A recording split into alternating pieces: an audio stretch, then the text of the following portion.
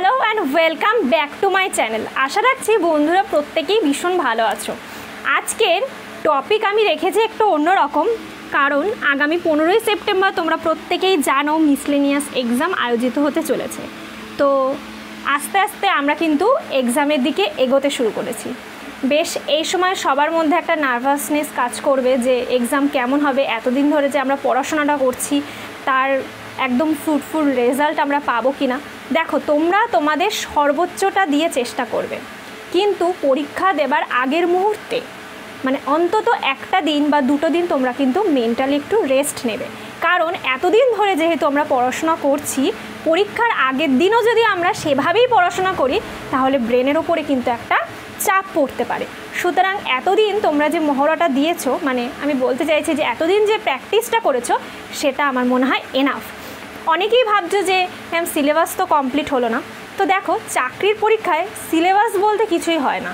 সত্যি কথা বলতে হিউজ পরিমাণে সিলেবাস, সেটা আমরা প্রত্যেকেই জানি, যার সীমানা নেই। কিন্তু এটাই আসল মজার জায়গা যে আমরা পড়তে পড়তে এমন একটা জায়গায় বিলং করি যে সেখানে আমরা তারপরে যত এক্সামই দেবো না কিন্তু সেগুলো কিন্তু ভালো হবে, কিন্তু আমাদের সর্বোচ্চটা দিয়ে চেষ্টা করতে হবে। এমন দেখা গেল পরীক্ষার সময় বুক আমরা উল্টাচ্ছি, একটা পেজের পর একটা পেজ, একটা পেজের পর একটা পেজ, যে কই দেখি এদিকে কারেন্ট অ্যাফেয়ার্স হলো না, এদিকে এইটা পড়া হলো না, এদিকে স্ট্যাটিক জিকে পড়া হলো না, এটা একটু দেখি ওটা একটু দেখি। এটা নয়, এতদিন যা প্র্যাকটিস করেছো সেটাই আমার মনে হয় এই শেষ মুহূর্তের প্রস্তুতির জন্য এনাফ। আজকে আমি তোমাদের সাথে একটু আলোচনা করছি যে এই এতদিন পড়াশোনার পর এই শেষের কটা দিন তোমরা কোন বিষয়গুলো একটু ভালোভাবে চোখ বুলিয়ে যেতে পারো। দেখো, আমি জানি প্রত্যেকের মধ্যে আমি যতটাই বোঝাই না কেন পরীক্ষার আগে একটা অন্যরকম ফিলিংস কাজ করে, যে ভীষণ নার্ভাস হয় যে এতদিন পর একটা পরীক্ষা হচ্ছে, আমরা এতদিন ধরে পড়াশোনা করছি, মানে একটা যুদ্ধ করার মতো, মানে সমান। সেখানে এতদিন পড়ার পর যে আশাটা রাখি আমরা, সেটা যদি ঠিকভাবে পূরণ না হয়। কিন্তু আমি আবারও বলবো, নিজেদের সর্বোচ্চটা দিয়ে চেষ্টা করো। কোনো ভয় পাবার জায়গা নেই, কোনো নার্ভাসনেসের কোনো জায়গা নেই। আমি বলবো পরীক্ষার আগে শেষ মুহূর্তে এসে কোনো কিছু কিন্তু তোমরা ভুল ডিসিশান নেবে না। মানে অতিরিক্ত ব্রেনে চাপ দিয়ে দিলে দেখা গেলো তোমরা নিজেরাই অসুস্থ হয়ে পড়লে, সেরকম কিচ্ছু করবে না। খুব ভালোভাবে পরীক্ষার দুটো দিন আগে মেন্টালি রেস্ট নাও। আর এতদিন যা পড়েছো আমার মনে হয় এনাফ। এবার অনেকেই ভাবছো ম্যাম সিলেবাস তো কমপ্লিট হলো না, কিন্তু আমরা কি পরীক্ষায় পাশ করতে পারবো? কিন্তু দেখো ব্যাপারটা কি, সিলেবাস যেটা আমি আগেও একটু বললাম যে সেরকমভাবে কিন্তু কমপ্লিট করা চাকরির পরীক্ষায় পসিবল নয়। কিন্তু আমাদের হাতে রয়েছে যেটা, যে এতদিন ধরে যেগুলো প্র্যাকটিস করেছি এগুলো একটু চোখ বুলিয়ে যেতেই পারি। তো আজকের বিশেষ টপিক বা আকর্ষণ হচ্ছে পিএসসি মিসলেনিয়াস এক্সাম, যেটা আগামী 15ই সেপ্টেম্বর আয়োজিত হতে চলেছে। তাহলে আমি বলবো শেষ মুহূর্তে তোমরা যেখানটা বেশি করে ফোকাস করবে সেটা হলো স্ট্যাটিক জিকে। কেন আমি স্ট্যাটিক জিকের ওপরে বেশি করে ফোকাস করতে বলছি? কারণ তোমরা প্রত্যেকেই জানো পিএসসি মিসলেনিয়াস কিন্তু একটা কথাতেই মিসলেনিয়াস মানে হিউজ পরিমাণ একটা জায়গা, যেখানে বিভিন্ন ভ্যারাইটির কোশ্চেন হতে পারে। যেখানে বলা যেতে পারে না সেটা সায়েন্স বেস করে কোশ্চেন হবে, না হিস্ট্রি বেস করে, না পলিটি বেস করে, না কনস্টিটিউশন মানে ইকোনমিক্স বেস করে, যাই হোক। কিন্তু আমাদের হাতে যে জিনিসটা রয়েছে যেটা প্লাস পয়েন্ট, সেটা হচ্ছে স্ট্যাটিক জিকে। শেষ মুহূর্তে তোমরা কি পড়ে যেতে পারো, এখানে কিছু অল্প জিনিস আমি লিখেছি। আমি জানি এগুলো কোনো মানে সাজেশন বলা যেতে পারে না, কিন্তু যেখান থেকে হিউজ পরিমাণে প্রশ্ন এতদিন ধরে মানে বিগত দিন ধরে এসে রয়েছে সেগুলো তো আমরা ভালোভাবে লক্ষ্য করতেই পারি, কি তাই তো? সবার প্রথম তোমরা বুকস অ্যান্ড অথর থেকে ভালোভাবে পড়ে যাবে, কারণ তোমরা জানো বুকস অ্যান্ড অথর থেকে কোশ্চেন আসবে না এটা হতেই পারে না। বুকস অ্যান্ড অথর থেকে প্রত্যেকবারই 2টো বা 3টে করে প্রশ্ন আসে। তো আমারও মনে হয় এবারও অন্যথা হবে না, বুকস অ্যান্ড অথর থেকে কোশ্চেন অবশ্যই আসবে। তারপরে রয়েছে নদ নদীর উপরে বিভিন্ন বাঁধ। তোমরা জানো বিভিন্ন বাঁধ যেগুলো রয়েছে নদীর উপরে তৈরি, সেগুলো কোন রাজ্যে উপস্থিত সেগুলো আমাদেরকে পড়তে হবে। প্রত্যেকটা নদীর উৎপত্তি, তাদের উপনদী পতনস্থলের থেকেও তুলনামূলক উৎপত্তিটা বেশি গুরুত্বপূর্ণ, এগুলো কিন্তু ভালোভাবে লক্ষ্য করতে হবে।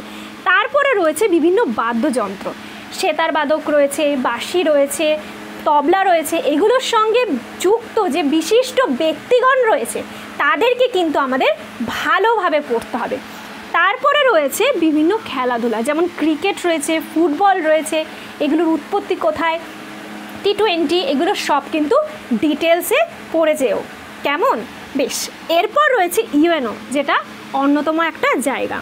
তারপরে রয়েছে সঙ্গীতের সঙ্গে বিভিন্ন যুক্ত ব্যক্তি, যেমন ধরো নৃত্যের সঙ্গে যুক্ত। এবার এই নৃত্যগুলো, যেমন ধরো একটা নৃত্য ওনাম বললো, ওনাম কোথায়, কোন রাজ্যে এই নৃত্যটা পরিলক্ষিত হয়, এরকমভাবে কোশ্চেন আসতে পারে। বিভিন্ন রাজ্যে যুক্ত নৃত্য, এগুলো কিন্তু ভীষণ গুরুত্বপূর্ণ। বেশ, তারপরে রয়েছে পুরস্কার, যে পুরস্কারগুলো রয়েছে, সঙ্গীত একাডেমি রয়েছে, অর্জুন পুরস্কার রয়েছে বিশেষভাবে খেলার জন্য যেগুলো দেওয়া হয়েছে, নোবেল পুরস্কার রয়েছে। এগুলো কারা কারা প্রেজেন্ট করে, কত সালে সবার প্রথম দেওয়া হয়েছে, এতে টাকার পরিমাণ এটা না জানলেও চলবে, কিন্তু কোন দেশ বা কারা এটা প্রেজেন্ট করে এবং এই পুরস্কার কিসের সঙ্গে যুক্ত, এগুলো কিন্তু ভীষণ ভীষণ গুরুত্বপূর্ণ। তারপরে রয়েছে first in India, first in India mail, first in India woman, first in world male female, দুটোই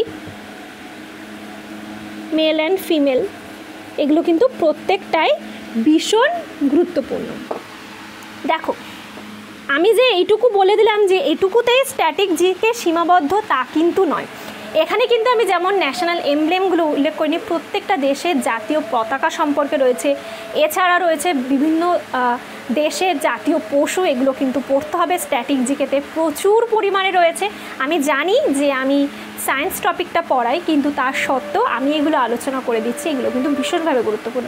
আর সায়েন্স নিয়ে তো অন্য কোনো কিছু বলার জায়গায় নেই, সায়েন্সের প্রত্যেকটা জিনিসই ভীষণ ভীষণ গুরুত্বপূর্ণ আর ভীষণ স্কোরিং একটা জায়গা। যেহেতু আমি এখানে স্ট্যাটিক জিকেটা উল্লেখ করছি, তার কারণ হচ্ছে পরীক্ষাটা হচ্ছে মিসলেনিয়াস, সুতরাং এখানে যে সায়েন্স বেস করেই যে কোশ্চেন হবে তার কিন্তু কোনো বাধ্যবাধকতা নেই, বা কেমিস্ট্রি বেস করে হবে নাকি ফিজিক্স বেস করে হবে, নাকি তাতে হিস্ট্রির পরিমাণ বেশি থাকবে না কনস্টিটিউশনের বেশি থাকবে।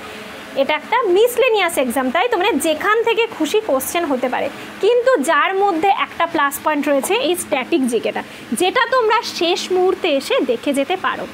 আর তোমাদের তো জেনারেল কাট অফ 60% হলে 200-র মধ্যে তো তোমরা মোটামুটি একটা প্রিলিমসটা তো পাস করছো, তো দুশ্চিন্তা করার কোনো কারণে। যারা মনে করছো ম্যাম আমাদের প্রিপারেশনটাও কমপ্লিট নয়, আমরা সিলেবাস কমপ্লিট করতে পারিনি, তো আশা রাখি তোমাদের প্রত্যেকের পরীক্ষা খুব খুব ভালো হবে, দুশ্চিন্তার কোনো বিষয় নেই। আমি আশা রাখবো প্রত্যেকেই খুব ভালোভাবে এক্সাম হল থেকে বেরিয়ে হাসি মুখে বেরোবে, আর কোনো দুশ্চিন্তা করো না। আমি বারে বারে বলছি, পরীক্ষা যত দিন এগিয়ে আসছে আমি জানি প্রত্যেকের মধ্যে দুশ্চিন্তার পরিমাণ বাড়ছে, কিন্তু আমি আবারও বলবো কোনো নার্ভাসনেস কাজ করলে চলবে না, শেষের দিন রেস্ট নিও, আর এইগুলো পারলে চোখ বুলিয়ে যেও, আশা করি এগুলো তোমাদের কাজে লাগবে।